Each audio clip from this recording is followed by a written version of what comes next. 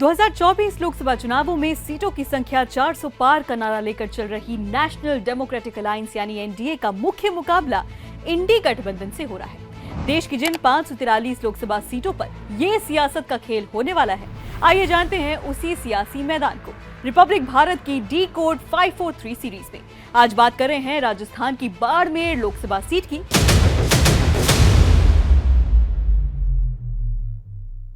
जहां एक निर्दलीय ने पूरे इलाके की हवा बिगाड़ दी है। उस निर्दलीय कैंडिडेट का नाम है रविंदर सिंह भाटी, जो श्योर से विधायक हैं। भाटी जब अपना नामांकन भरने गए तो लोगों का हुजूम उमड़ पड़ा। बीजेपी ने जहां केंद्रीय राज्य मंत्री कैलाश चौधरी को टिकट दिया, तो कांग्रेस ने राष्ट्रीय लोकतांत्रिक पार्टी छोड़कर आए उम्मीदवार राम बेनीवाल को टिकट दे दिया। इन सबको चुनौती 27 साल के रविंदर सिंह भाटी दे रहे हैं, जो श्योर विधानसभा सीट से विधायक हैं। राजस्थान की बाड़मेर लोकसभा सीट पर पहले फेज में 26 अप्रैल को वोटिंग होगी और नतीजे 4 जून को आएंगे। बाड़मेर लोकसभा सीट पर वर्तमान में केंद्रीय राज्य मंत्री कैलाश चौधरी सांसद हैं। कैलाश चौधरी ने पिछले चुनावों में जसवंत सिंह के बेटे मानवेंद्र सिंह को हराया था। बीजेपी के कद्दावर नेता जसवंत सिंह के बेटे मानवेंद्र सिंह को जब बीजेपी में भाव नहीं मिला तो उन्होंने कांग्रेस ज्वाइन कर लिया और बाड़मेर सीट से चुनाव लड़ा, लेकिन हार गए। मानवेंद्र सिंह 2004 में बीजेपी के टिकट पर सांसद भी रह चुके हैं। देश में एकदम से रविंद्र सिंह भाटी का नाम चुनावी समर में गूंजने लगा है।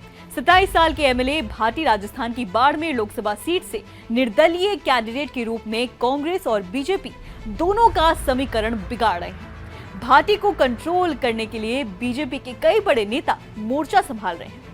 पीएम मोदी के साथ ही बीजेपी के फायर नेताओं में शामिल स्मृति ईरानी, योगी आदित्यनाथ और अमित शाह की रैलियां भाटी के इलाके में होने जा रही हैं। इसी के साथ बागेश्वर बाबा भी आ रहे हैं। माना जा रहा है कि एक बड़ा वोट बैंक भाटी के पक्ष में है। अगर उसे नहीं तोड़ा गया तो इस सीट से बीजेपी को हार का सामना करना पड़ सकता है। अब बात करते हैं बाड़मेर लोकसभा सीट के राजनीतिक इतिहास की। 1952 में लोकसभा के पहले चुनाव में निर्दलीय कैंडिडेट की तूती बोली। 1952 में भवानी सिंह और 1957 में रघुनाथ सिंह बहादुर निर्दलीय कैंडिडेट के रूप में संसद में पहुंचे। 1962 में राज्य परिषद पार्टी के तान सिंह विजेता रहे। 1967 और 1971 में कांग्रेस के टिकट पर अमृत नहाटा सांसद बने, तो 1977 में तान सिंह जनता पार्टी से चुनकर लोकसभा पहुंचे। 1980 में कांग्रेस आई के टिकट पर विरधी चंद्र जैन और 1984 में कांग्रेस के ही टिकट पर जैन दोबारा सांसद चुने गए। 1989 में कल्याण सिंह कलवी जनता दल से सांसद बने, तो 1991 में एक बार फिर कांग्रेस का वजूद इस सीट पर दिखने को मिला। राम निवास मिर्धा सांसद बने। 1996, 1998 और 1999 में सोनाराम कांग्रेस के टिकट पर चुनकर लोकसभा पहुंचे। 2004 में इस सीट पर बीजेपी का कमल खिला और जसवंत सिंह के बेटे मानवेंद्र सिंह सांसद बन गए। 2009 में कांग्रेस के हरीश चौधरी संसद में बाड़मेर की आवाज बनी। 2014 में यहां पासा पलटा और सोनाराम कांग्रेस से बीजेपी में शामिल हो गए और जीत भी हासिल कर ली। 2019 में कैलाश चौधरी बीजेपी के टिकट पर लड़े और जीत भी गए। अब बात करते हैं बाड़मेर लोकसभा सीट के अंतर्गत आने वाली विधानसभा सीटों की। इनके नाम हैं जैसलमेर, श्योर, बाड़मेर, बायूतो, पचपड़ा, सिवाना, गुड़ा, मालिनी और चौहतन।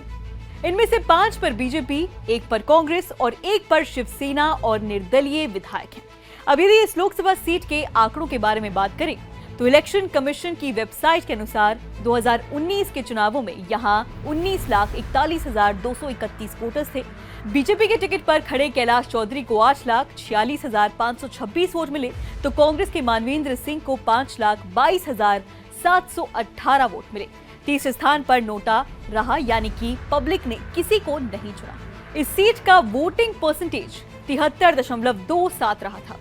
16 मार्च 2024 से लोकसभा के लिए रणभेरी बच चुकी है, जिसमें भारत के 6 राष्ट्रीय और कई क्षेत्रीय दल अपनी सियासत को बढ़ाने के लिए उतर गए हैं। 7 चरणों में होने वाले इस महासमर में मोदी लहर में मुख्य विपक्षी दल कांग्रेस क्या चमत्कार करती है, ये देखने वाली बात होगी। फिलहाल इस वीडियो में इतना ही। देखते रहिए 543 लोकसभा सीटों के बारे में पूरी जानकारी रिपब्लिक भारत की डी कोड 543 सीरीज में। है।